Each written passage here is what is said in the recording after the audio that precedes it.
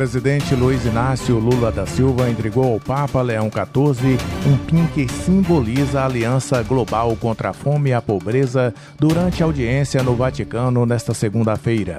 O gesto representou o fortalecimento da parceria entre Brasil e Vaticano na luta por um mundo mais justo e solidário. Na conversa de meia hora, Lula e o Papa trataram de temas ligados à fé, justiça social e aos desafios globais. O presidente elogiou a exortação publicada em 9 de outubro, que destaca a união entre fé e amor pelos mais pobres e defendeu um movimento internacional de combate à desigualdade econômica e social. Lula também citou que o Brasil foi retirado do mapa da fome e os avanços do país nessa área. Segundo o Instituto Brasileiro de Geografia e Estatística, mais de 2 milhões de pessoas deixaram a insegurança alimentar grave entre 2023 e 2024 e 8 milhões e 800 mil pessoas passaram a ter acesso regular à alimentação. Durante o encontro, Lula reforçou o convite para que o Papa participe da COP30 em Belém, no Pará. O Santo Padre informou que não vai poder comparecer por causa do jubileu, mas garantiu que vai enviar representantes e manifestou o desejo de visitar o Brasil em breve. A visita ao Vaticano antecedeu a segunda reunião do Conselho de Campeões da Aliança Global contra a Fome e a Pobreza em Roma, co-presidida por Brasil e Espanha, e a abertura do Fórum Mundial de Alimentação 2025, que celebra os 80 anos da Organização das Nações Unidas para a Alimentação e a Agricultura. O presidente esteve acompanhado da primeira-dama Janja Lula da Silva e de ministros do governo. Da agência Rádio Gov em Brasília, Claudimário Carvalho. 1 em cada 6 infecções bacterianas confirmadas em laboratório em todo o mundo é resistente a tratamentos com antibióticos. O alerta é da Organização Mundial da Saúde, a OMS. A entidade divulgou um relatório baseado em dados de mais de 100 países entre 2016 e 2023. O documento aponta que a resistência aumentou cerca de 40% neste período. O problema é mais grave no sul da Ásia, no Oriente Médio e em partes da África, onde algumas bactérias já não respondem a mais de 70% dos tratamentos. A principal explicação para isso é o uso incorreto e excessivo de antibióticos, o que acelera a resistência das bactérias. Estima-se que em todo o mundo, as chamadas superbactérias, que tornam as infecções mais difíceis e por vezes até impossíveis de tratar com medicamentos tradicionais, já causem mais de 1 milhão de mortes por ano. Em comunicado que acompanha o relatório, a OMS reforçou a importância do uso responsável de antibióticos, afirmando que a resistência antimicrobiana está ultrapassando os avanços da medicina moderna, ameaçando a saúde das famílias em todo o mundo. Para se ter uma ideia, se nada mudar, estima-se que até 2050 as infecções causadas por superbactérias podem provocar 10 milhões de mortes por ano no mundo, superando o número de vítimas de câncer. Da Rádio 2, Milena Abreu. Apesar do alívio trazido pelas chuvas da reta final de setembro, produtores de café arábica de todo o país estão preocupados. A água ajudou na floração, é verdade, mas precisaria ter caído num volume maior. O calor em algumas praças é outro fator que deixa os cafeicultores em alerta, por prejudicar o pegamento das flores, o que pode ter impacto nos resultados da safra 26-27. Até por isso, o preço voltou a subir, indicam dados do CPEA, para perto de R$ 2.200 a saca.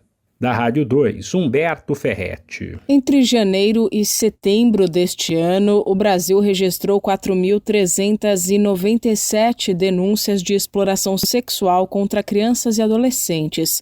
O número é do Ministério dos Direitos Humanos e representa um aumento de 12,3% em relação ao mesmo período de 2024.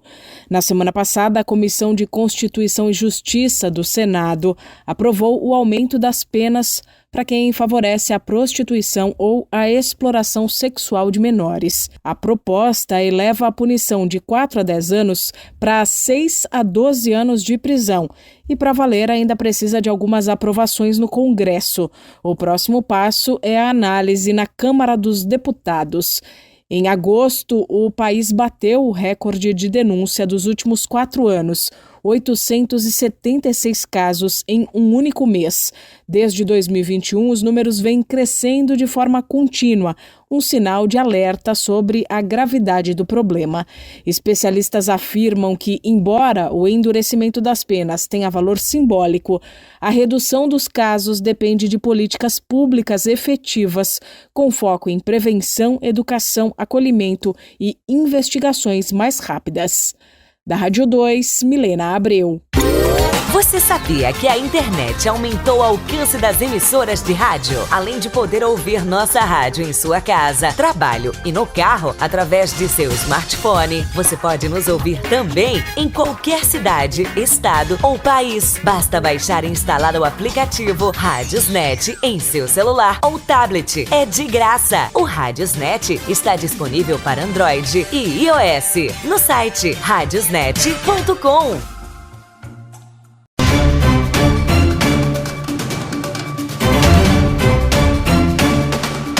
Dos mais de 5 mil municípios brasileiros, 50 apresentaram um nível de ocupação igual ou maior que 70%. Isso significa que a cada 10 pessoas, 7 estavam trabalhando. Os dados constam no módulo do Censo 2022 sobre trabalho e rendimento, divulgado na quinta-feira pelo IBGE. O indicador mede a proporção de pessoas ocupadas no total da população com 14 anos ou mais de idade. Do total, 3 cidades se destacam com os maiores níveis de ocupação. A lista é composta por Fernando de Noronha, em Pernambuco, com taxa de quase 83%, além de Vila Maria, no Rio Grande do Sul, e Serra Nova Dourada, em Mato Grosso, com mais de 78% cada. Esses níveis superam inclusive a média nacional de 53,5%. Por outro lado, 330 municípios contavam com um indicador menor ou igual a 30%.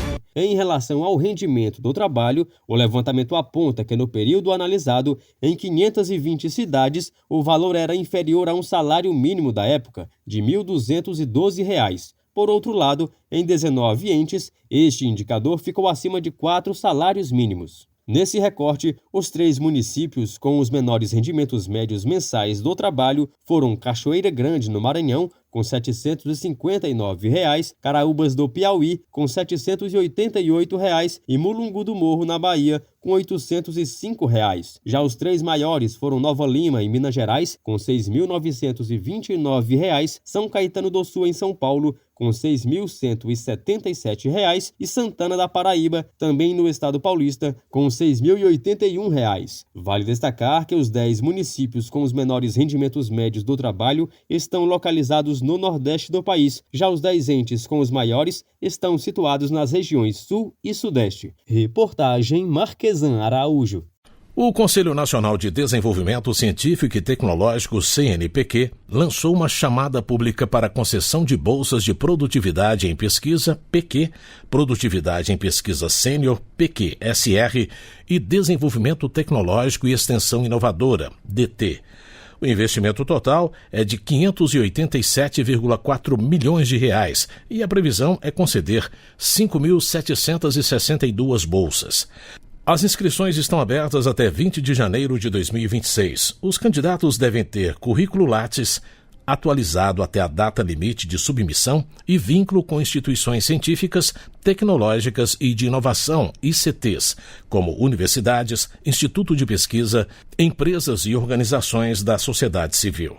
As bolsas variam conforme o nível e a linha de pesquisa, com valores entre R$ 1.100 e R$ 1.500, além de adicionais de bancada que podem chegar a R$ 1.560. A duração varia de 3 a 5 anos e o início está previsto para agosto de 2026. O edital também prevê a continuidade de parcerias com fundações estaduais de amparo à pesquisa para financiar propostas recomendadas que não forem atendidas pelo orçamento federal. Para saber mais, acesse o site gov.br/cnpq/pt-br. Da Agência Rádio Gov em Brasília, José Carlos Andrade. O setor de serviços registrou crescimento de 0,1% em agosto, na comparação com julho, acumulando 7 meses seguidos de resultados positivos. O volume de serviços está 18,7% acima do nível pré-pandemia e alcançou o maior patamar da série histórica, segundo dados divulgados nesta terça-feira pelo Instituto Brasileiro de Geografia e Estatística, o IBGE. 4 das 5 atividades pesquisadas tiveram alta, com destaque para serviços profissionais, administrativos e complementares, que avançaram 0,4% pelo quarto mês consecutivo. Transportes cresceram 0,2%, impulsionados por rodoviário coletivo de passageiros e cargas, enquanto serviços prestados às famílias e outros serviços registraram aumento de 1% e 0,6%, respectivamente. A única queda veio de informação e comunicação, com recuo de 0,5%. O segmento de atividades turísticas subiu 0,8% após 3 meses de retração, com destaque para Rio de Janeiro, Amazonas e Bahia. O transporte de passageiros avançou 0,3% e o transporte de cargas cresceu 0,6%, sustentado pelo aumento do escoamento de grãos e pela extração de petróleo e gás. O setor de serviços mantém ritmo consistente de expansão, com impacto positivo de tecnologia da informação e logística. Da agência Rádio Gov em Brasília, Claudimário Carvalho.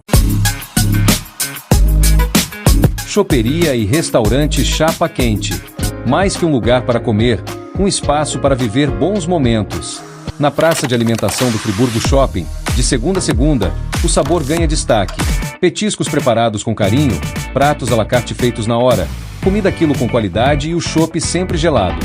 Entrega em domicílio e atendimento para empresas. WhatsApp 229 9820 5534. Chapa Quente. Tradição, sabor e convivência à mesa.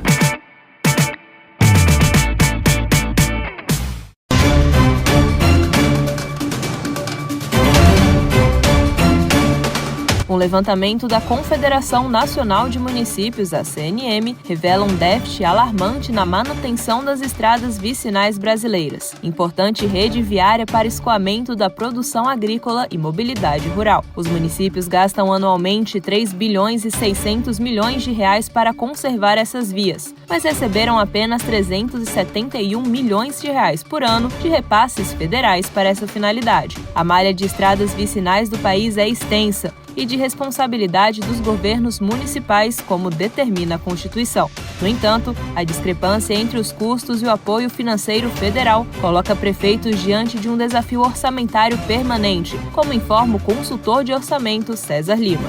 Hoje nós temos aí uma malha de estradas vicinais enorme e que, até pela Constituição, cabe a sua manutenção aos municípios. São as vias municipais. Ele destaca que a chave para reduzir o déficit de recursos está no acesso às emendas parlamentares. Que se pode pensar hoje para resolver essa questão da falta de recursos federais para manutenção dessa malha seria realmente as prefeituras solicitarem emendas do orçamento da União aos parlamentares, porque se você for olhar hoje, a capacidade de investimento do governo federal, 80% dela está na mão dos parlamentares, dos congressistas, através de suas emendas. A CNM alerta que a falta da manutenção adequada pode comprometer não apenas a logística do escoamento da produção, mas também o acesso a serviços básicos. Reportagem Mariana Ramos, locução Sofia Stein.